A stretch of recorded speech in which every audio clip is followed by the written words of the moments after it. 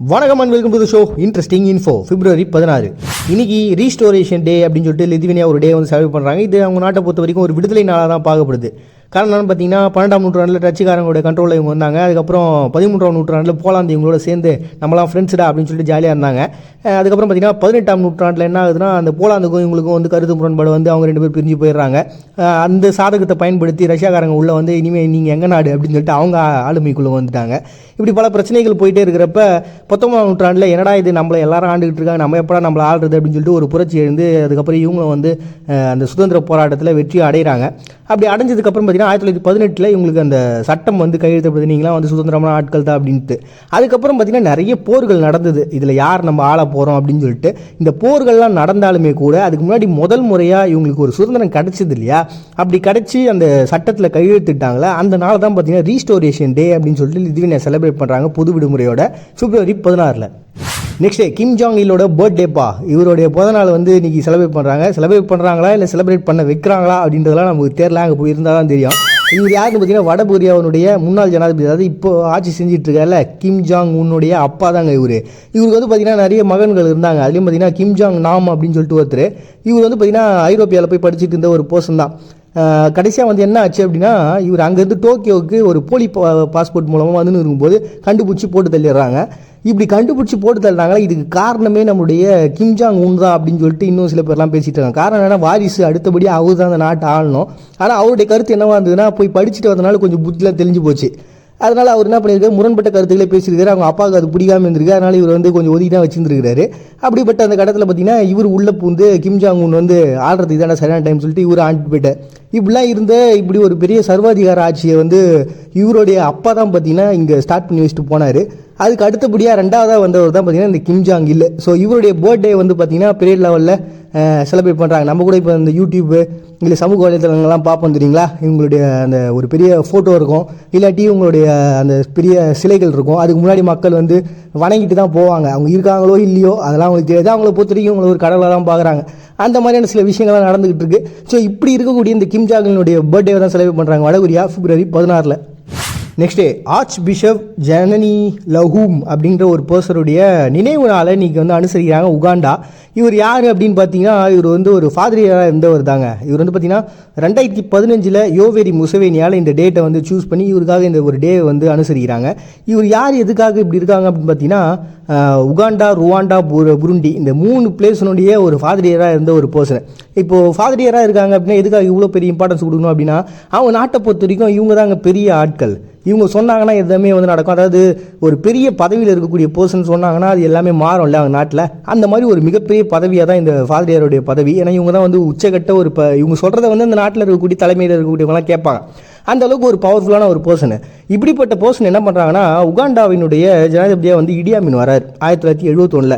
அவர் என்ன பண்ணுறாருன்னா இந்த விஷயம் இவருக்கு பிடிக்கல. ஏன்னா இவர் வந்து வேற ஒரு மதத்தை சார்ந்தவராக இருக்கிறதுனால இந்த மதத்தில் இருக்கக்கூடிய கருத்துக்களோ இல்லை அவங்க பேசுகிற விஷயங்களோ வந்து பிடிக்காமல் போய் இவர் மேலே நிறைய குற்றச்சாட்டுகள்லாம் வச்சு இவர் வந்து நிறைய பிரச்சனைகள் அவங்களுக்கு கருத்து மோதல்கள் இந்த மாதிரி நடந்துகிட்டு இருக்கு. ஒரு கட்டத்துக்கு அப்புறம் இவர் வந்து நாட்டினுடைய இறையாண்மைக்கு எதிராக வந்து செயல்படுறாரு அப்படின்னு பொய்யான குற்றச்சாட்டுகள்லாம் போட்டு நிறைய பிரச்சனைகள்லாம் இது பண்ணி இவர் கைது பண்ணிடுறாங்க. அப்படி கைது பண்ணி கூட்டின்னு போகும்போது என்ன ஆச்சுன்னா கார் விபத்தில் செத்து போயிட்டாரு அப்படின்னு சொல்லிட்டு ஒரு அறிக்கை விட்டாங்க. ஏடா இது பிஷப் இறந்துட்டாரா அப்படின்னு சொல்லிட்டு பார்த்தா அவருடைய உடலை கேட்குறாங்க. உடலை கேட்டால் உடம்பு ஃபுல்லாக வந்து குண்டு துளைச்சிருக்காங்க. விபத்தில் இறந்தாங்க, நீங்கள் உடம்பு ஃபுல்லாக குண்டு தொலைச்சிருக்கு அப்படின்னு சொல்லிட்டு அந்த கருத்துக்களும் போயிட்டு இருந்தது. அப்புறம் நிறைய பிரச்சனைகள் அதுலேயும் வந்து எழுந்துச்சு. என்னதான் இருந்தாலும் அவர் வந்து இறந்துட்டார். இப்படி இறந்த அந்த விஷயத்தை வந்து மக்களால் ஏற்றுக்க முடியல. அதனால் இதுக்காக ஒரு டே வந்து சூஸ் பண்ணோம் அப்படின்னு சொல்லிட்டு தான் அவர் இறந்த அந்த டேல வந்து ஆர்ச் பிஷப் ஜனனி லஹூம் அவருடைய நினைவு நாளை வந்து அனுசரிக்கிறாங்க உகாண்டா பிப்ரவரி 16. நெக்ஸ்ட் இன்டர்நேஷ்னல் சிரா நாள் அப்படின்னு சொல்லிட்டு நான் ஏற்கனவே சொல்லியிருக்கேங்களே, இந்த மதுபானங்களை கொண்டாடுறது அப்படின்றது இந்த மேற்கத்திய நாடுகளினுடைய ஒரு பெரிய வழக்கமாகவே வச்சிருக்கிறாங்க. அப்படி தான் பார்த்தீங்கன்னா இன்டர்நேஷ்னல் சிரா நாள் அப்படின்னு சொல்லிட்டு இது வந்து சிரா அப்படிங்கிறது பார்த்தீங்கன்னா ஒரு திராட்சையினுடைய பேருங்க. இந்த திராட்சை வகை பார்த்தீங்கன்னா இதுலேருந்து தான் இந்த சிகப்பு ஒயின் அப்படின்றத ரெடி பண்ணுறாங்க. இந்த ரெட் ஒயின் அப்படின்ற ஒரு விஷயம் பார்த்தீங்கன்னா 18ஆம் 19ஆம் நூற்றாண்டுகளில் தான் பயங்கரமாக ஃபேமஸ் ஆகி எல்லாருமே யூஸ் பண்ண ஆரம்பித்தாங்க. இந்த சாப்பாடெலாம் செய்யும்போது ஊற்றி செய்வாங்களே அந்த மாதிரியான ஒரு ஒயின் தான் இது. வந்து பார்த்தீங்கன்னா கருப்பட்டி, மிளகு, மூலிகை, அப்புறம் புதினா, அதே மாதிரி பார்த்திங்கன்னா இந்த அதிமதுரம், கிராம்பு அப்படின்னு சொல்லிட்டு நிறைய விதமான பொருட்களை சேர்த்து தான் இதை செய்கிறாங்க. அப்படிப்பட்ட இந்த ஒயினுக்கு வந்து ஒரு பெரிய சிறப்பை கொடுக்கணும், ஏன்னா வேர்ல்டு வைடில் பயங்கர ஃபேமஸாக இருக்குது அப்படின்னு சொல்லிட்டு இதை உருவாக்குறவங்களால் உருவாக்கப்பட்ட நாளாக என்ன இதெல்லாம் தெரிலங்க. ஆனால் இதை வந்து கொண்டாடணும் அப்படின்றதுக்காக நான் ஏற்கனவே இந்த மதுவை பற்றி நான் கூட சொல்லியிருப்பேன். மனிதனுடைய இனம் தோன்ற அந்த ஒரு மிகப்பெரிய நீண்ட வரலாறுக்குள்ளே இந்த மதுவும் அடங்கும்.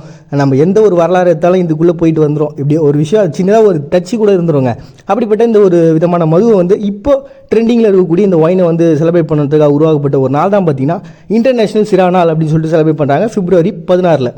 நெக்ஸ்ட் டே வார் கரஸ்பாண்டன்ட் டே அப்படின்னு சொல்லிட்டு உக்ரைனில் ஒரு டே வந்து அனுசரிக்கிறாங்க. இந்த நாளை பொறுத்த வரைக்கும் பார்த்தீங்கன்னா ரிப்போர்ட்டர்ஸ் எல்லாம் வந்து செலிப்ரேட் பண்ணுன்றதுக்காக உருவாக்கப்பட்ட ஒரு நாள் தாங்க. அதாவது நிருபர்களை பொறுத்த வரைக்கும் சில பேர் என்ன பண்ணுவாங்கன்னா முட்டி வரைக்கும் தான் தண்ணி போகும், ஆனால் உட்காந்துட்டு கழுத்து வரைக்கும் தண்ணி போகுதுனால நிற்க முடியல நடக்க முடியல அப்படின்னு சொல்லுவாங்க. இன்னும் சில பேர்லாம் பார்த்தீங்கன்னா ஏதோ ஒரு அரசியல்வாதியினுடைய ஒரு நிறுவனமாக இருக்கும், அவங்களுக்கு ஆதரவாகவே பேசிகிட்டு இருப்பாங்க. ஒரு சின்ன விஷயமாலாம் பயங்கரமாக பேசி பற்ற வச்சு ஒரு பெரிய பிரச்சனையாகி எப்போயாவது டிஆர்பி வந்துடாதா அப்படின்னு நினைக்கக்கூடிய நிருபர்கள்லாம் ஒரு பக்கம் இருக்க, இன்னொரு பக்கம் பார்த்தீங்கன்னா நம்ம கொடுக்கக்கூடிய இந்த தகவல் தான் இங்கே இருக்கக்கூடிய இந்த சாமானிய மக்களினுடைய ஒரு மிகப்பெரிய மாற்றத்துக்கு விதையாக அமைய போகுது அப்படின்னு சொல்லிட்டு தன்னுடைய உயிரை கூட பெரிய விஷயமா நினைக்காம அதுக்காக போராடுறவங்களா இருக்கிறாங்க.